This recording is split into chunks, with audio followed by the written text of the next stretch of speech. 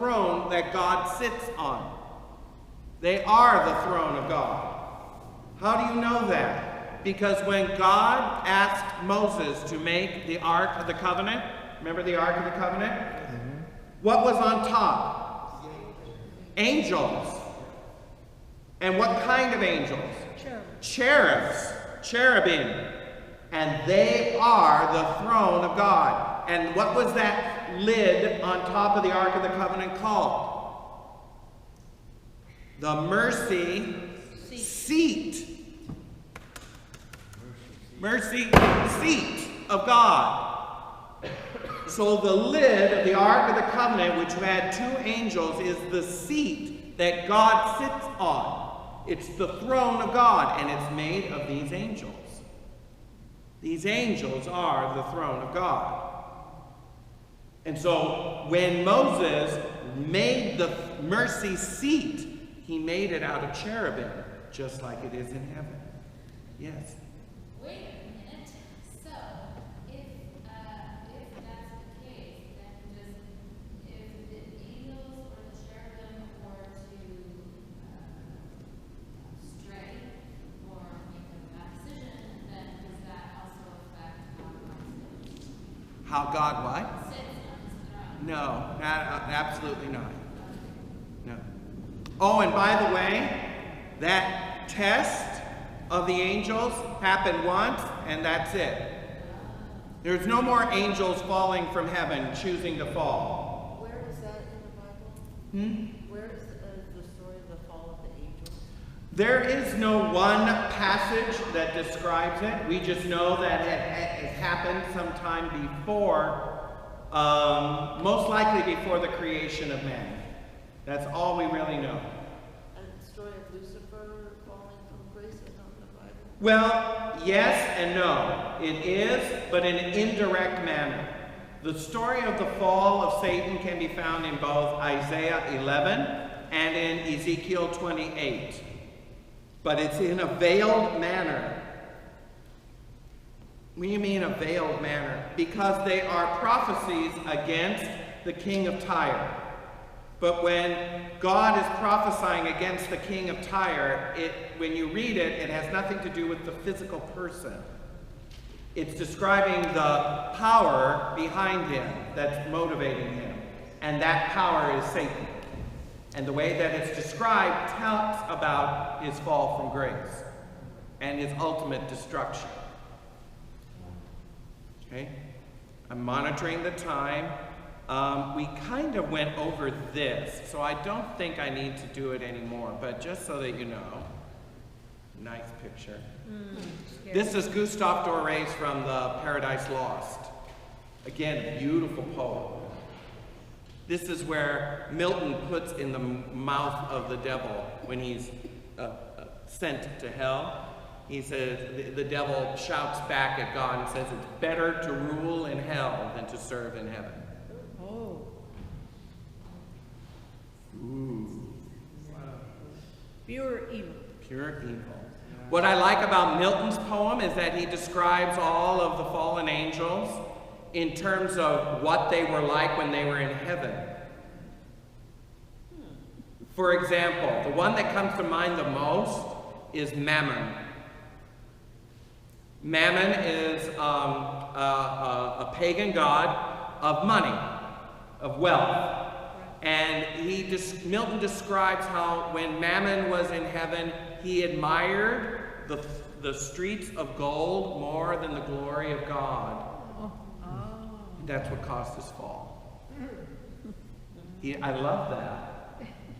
I mean, I love it in the sense that I can just see this angel in heaven like, oh, I love the golden, rather than God, and as a result, that's what caused the fall. What also it indicates, which I think is a good point of theology, whether Milton was thinking of it or not is important, is that whatever abilities the angels had before they fell, they retained after.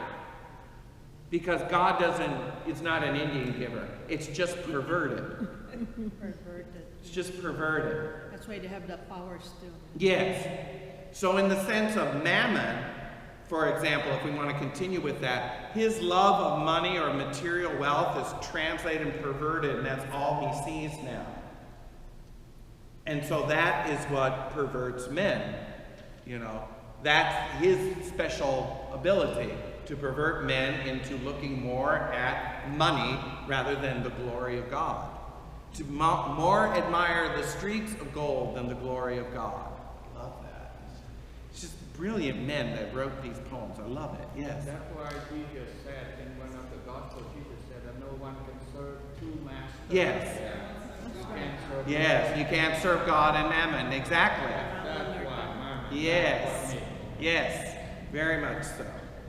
So, as I mentioned, the fall of the angels is a great mystery. It is a mystery. We can speculate, but frankly, no one really knows why these pure spirits who had full knowledge of the consequences still chose to fall away from God. And I imagine it's something we won't know this side of eternity. It's a mystery. It really is. However, and there's some verses in the catechism. I know I haven't said anything in the catechism and we're running out of time. So why did they fall? We really don't know. Why does God permit Satan and his angels to continue? It's to let evil, if you will, run its course and burn itself out. That's the shortest answer I can give you for that. To let evil run its course and eventually burn itself out, run itself into its own destruction. That's the best answer I have discovered. Why God permits evil to continue, why didn't he just obliterate it, is so that it, if you will, it runs its course and it destroys itself. It just runs its course and destroys itself. According to the Catechism, it's for some greater good that God has planned. Some greater good that God, it's somehow greater that we run this drama the way it is than to not. And we trust God, who is smarter than we are, yes? Yes. That he knows better than we do. He must know something that we don't. So it's like, I trust you, God. I don't get it, but I trust you. You know why? Because you're smarter than I am. You've been around a little bit longer, you know? Think he's kind of smarter than we are? Yeah, you think?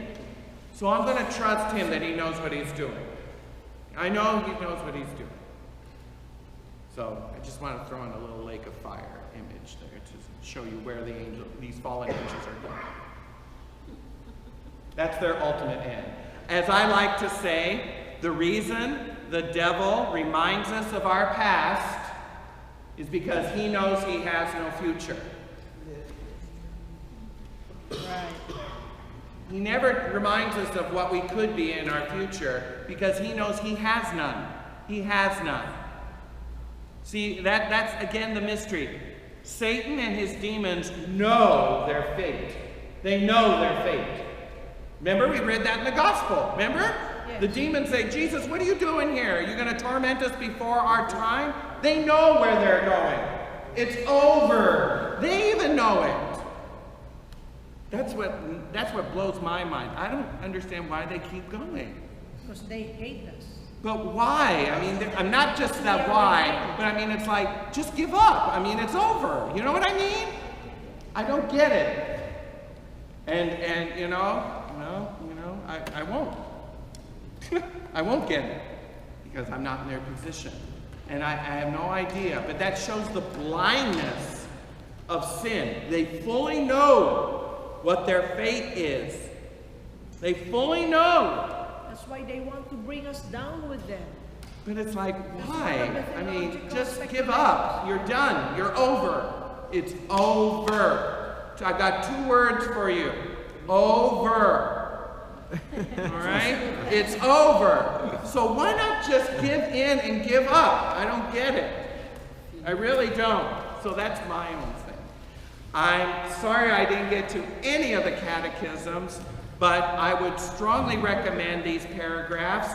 for the fall of the angels, 391 to 95. And in the other passage about the angels themselves, Catechism 328 and following. So paragraph 328 in the Catechism will tell you, for example, about the will of the angels, their irrevocable nature of their sin. In other words, when they sinned, it was done, no redeeming them, it was over. Those that are holy will forever be holy. Those who have sinned are going to the lake of fire eventually, and that's that. It's over and done. Bag it and tag it. All right? No other angels are falling. Everybody's good. You know, the rest of us need to get ourselves into heaven. May the Lord bless and keep you. May the Lord make his face shine upon you and grant you peace. I will see you next week.